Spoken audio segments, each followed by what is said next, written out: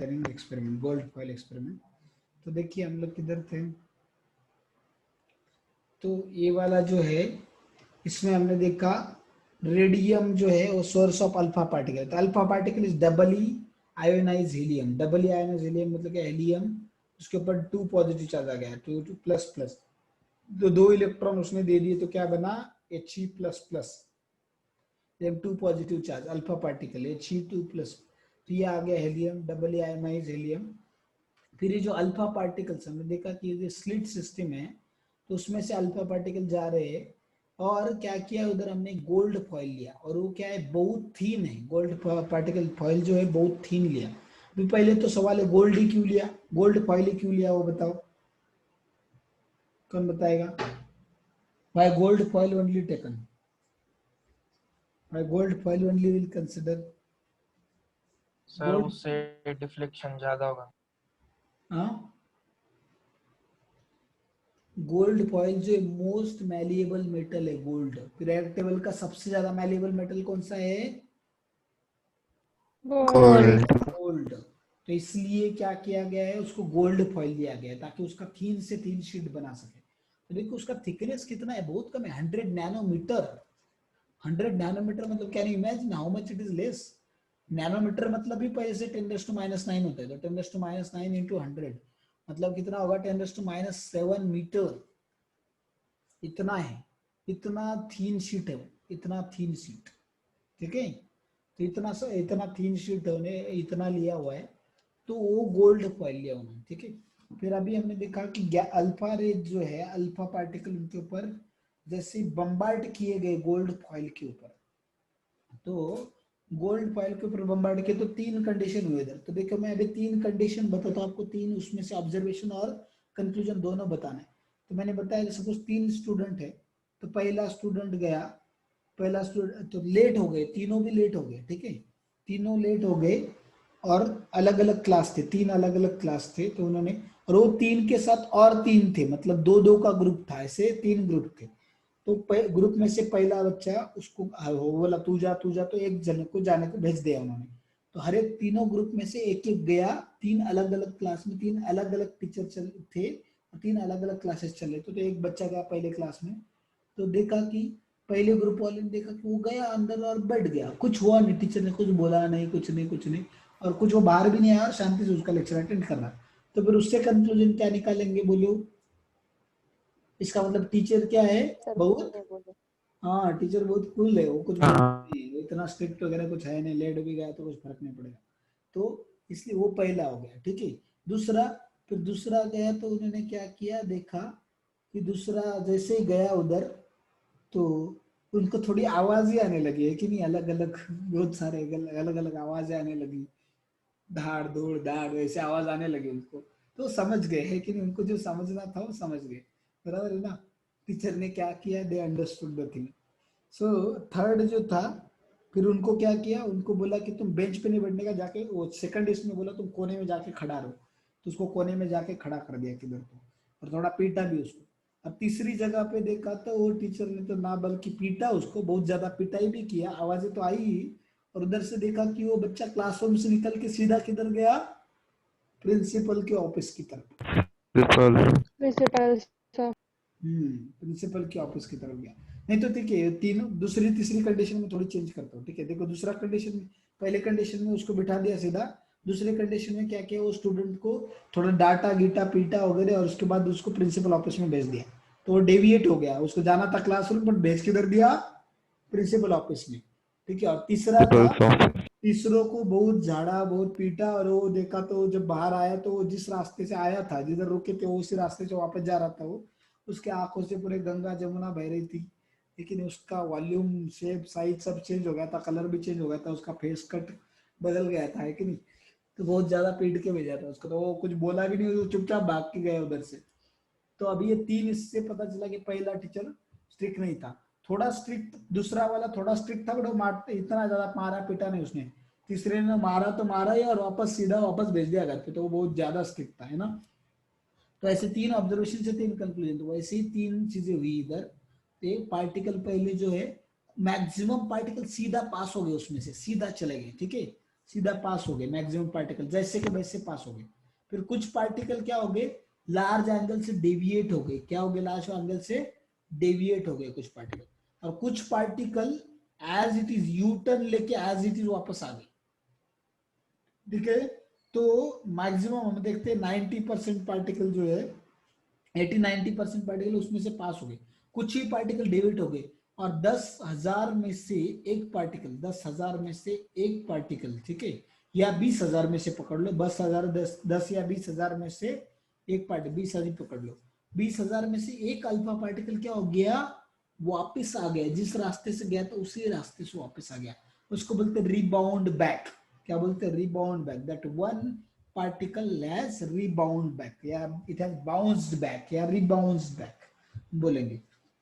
तो जिस रास्ते से गया था उसी रास्ते से वापस आ गया। तो ये तीन कंडीशन थी। तो ये तीन ऑब्जर्वेशन थे। तो उस तीन ऑब्जर्वेशन के क्या तीन कंक्लूजन होंगे, बताओ, कौन बताएगा? What are three conclusions from this three observations? बोलो जल्दी। Most If of they are alpha passing, particles then it pass. means there is lot of space present. या दे आर पास देयर, मतलब वो atom क्या है, खाली पड़ा हुआ, खाली जगह है, उसमें कुछ है ही नहीं, वो इसलिए वो सीधा चले गए, सीधा सीधा गए उधर। खाली जगह पड़ा है एटम के अंदर, बहुत पूरा एटम खाली पड़ा है, मैक्सिमम जगह उसके अंदर खाली जगह एम्प्टी स्पेस थे, इसलिए वो बहुत सारे alpha particle as it is वैसे के वैसे पास हो गए। हाँ यस। दूसरा किसी का कंक्लूजन हो गया, डेविएट हो गया। इसका मतलब क्या, क्यों डेविएट हो गया अल्फा पार्टिकल? यस,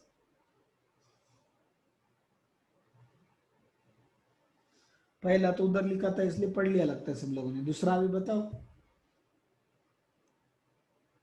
अरे उस कब अल्फा पार्टिकल के ऊपर पॉजिटिव चार्ज है, तो पॉजिटिव चार्ज कब डिफ्लेक्ट होगा, जब दूसरा पॉजिटिव चार्ज अंदर प्रेजेंट होगा। तो इसका मतलब एटम के सेंटर में there should be a positive charge, और atom centre of the atom is positively charge which will be called as nucleus.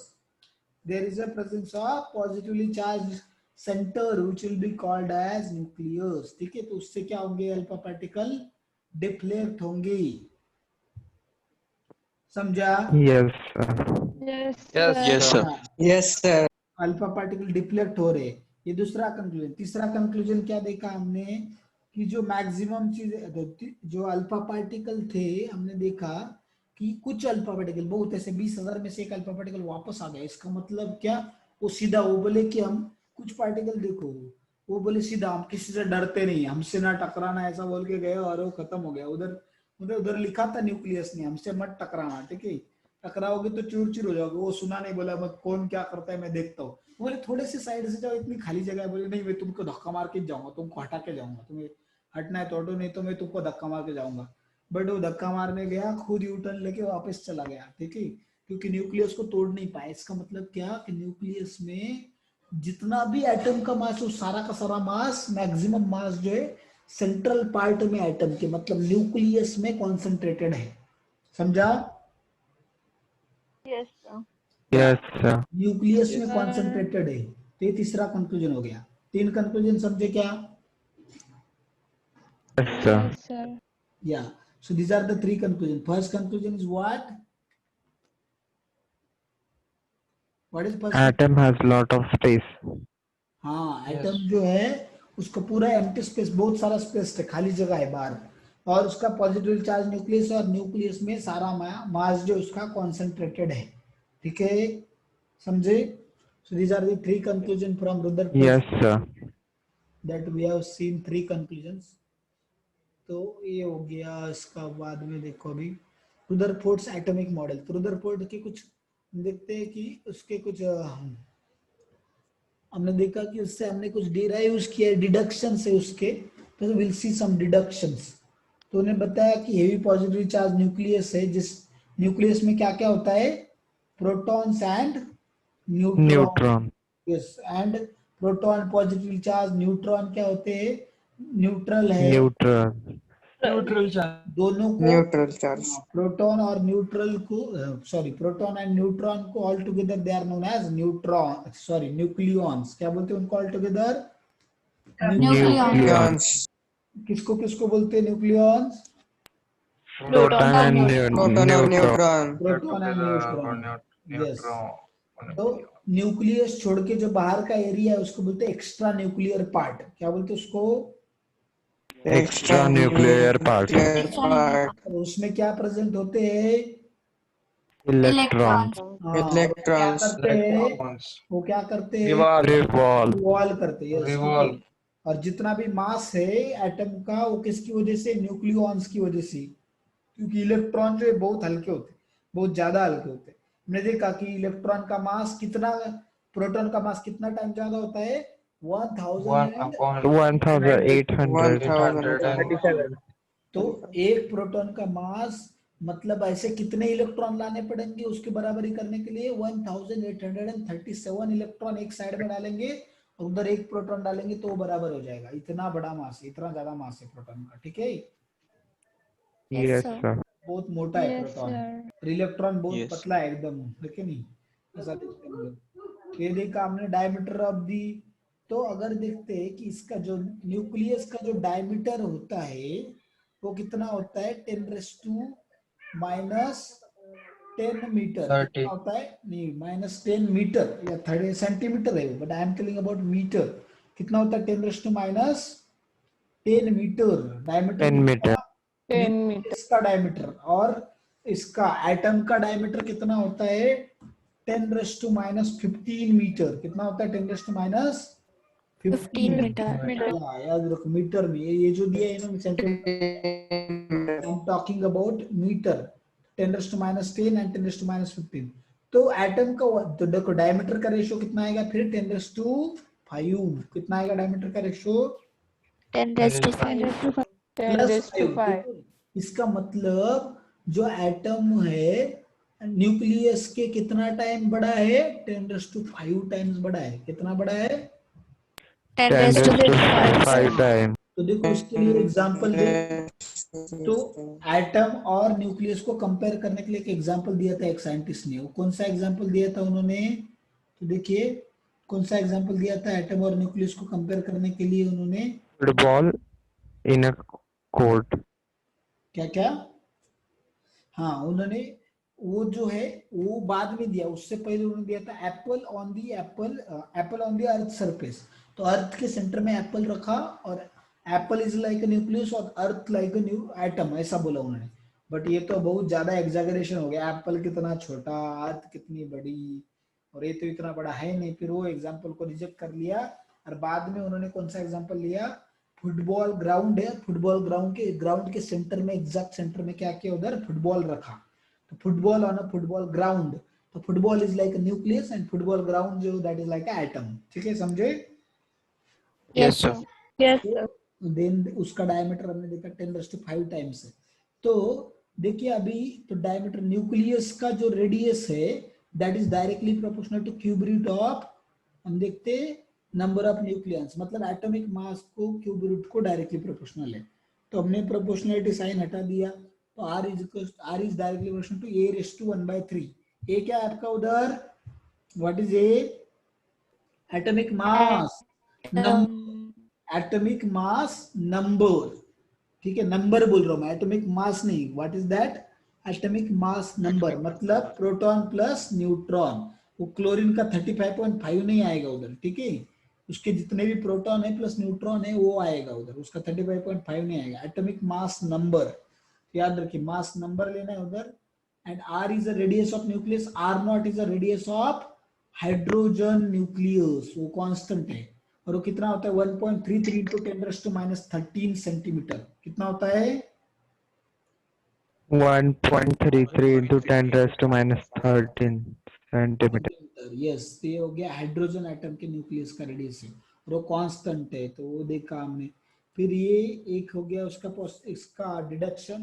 दूसरा डिडक्शन देखो, एम्प्टी स्पेस जो उसमें एक्स्ट्रा न्यूक्लियर पार्ट है, उसमें बताया कि इलेक्ट्रॉन क्या करते हैं? रिवॉल्व होते हैं सर्कुलर ऑर्बिट में। ठीक है, नंबर ऑफ इलेक्ट्रॉन, और बताया कि एटम जो है इलेक्ट्रिकली न्यूट्रल होता है, क्योंकि उसमें जितने इलेक्ट्रॉन होते हैं उतने ही क्या होते हैं? प्रोटॉन भी होते हैं। Proton. यस, जो देखो हमने देखो मास जो है इलेक्ट्रॉन का, जो एटम का, वो किसकी वजह से होता है? न्यूक्लियस की वजह से ही होता है।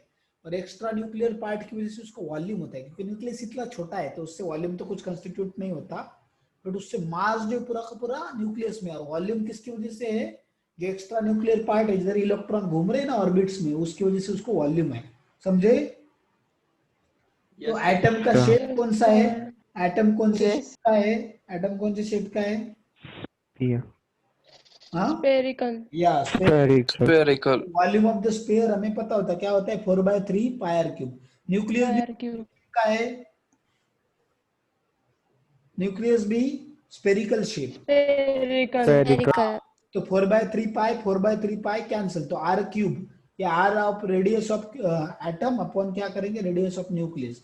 तो एटम का रेडियस हमें पता है कितना होता है, 10⁻⁻15, तो ये हो जाएगा 10⁻⁻45 मीटर, अपॉन इसका कितना, 10⁻³ सॉरी -10, तो -30 हो गया, उसका -30 ऊपर गया, प्लस हो गया, सॉरी उल्टा बताया मैंने, है ना। एटम का कम है ना, एटम का जो है, एटम का वॉल्यूम कितना है, एटम का रेडियस कितना था, हमने इन्होंने उल्टा लिखा, हाँ हमने उल्टा लिखा, तो एटम का जो हमने देखा कि एटम का रेडियस कितना होता है, हमने देखा उसका अंदर जो रेडियस है वो -10 है, -10 मीटर, और न्यूक्लियस का कितना है, -15, -15 बड़ा कि -10 बड़ा, बोलो -15. हाँ -10. -10 बड़ा, इसलिए एटम का 10⁻10 है, ठीक है। तो -10 का क्यूब कितना हो गया, -13, कोई तो बोला -15 बड़ा, ठीक है, -30 अपन -10⁻45, -45 ऊपर गया क्या हो जाएगा, Plus Plus हो जाएगा। 45. तो 10⁻45 - 30 कितना हो गया, +15, तो ये क्या आ गया, 15. मतलब इसका मतलब वॉल्यूम जो है एटम का वो न्यूक्लियस के वॉल्यूम के कितना टाइम्स ज्यादा है, 10⁻15 10⁻15 times. Times. that you should understand, yes, then this it just एक पॉइंट बचा, 1-2 point that will say and then we'll stop।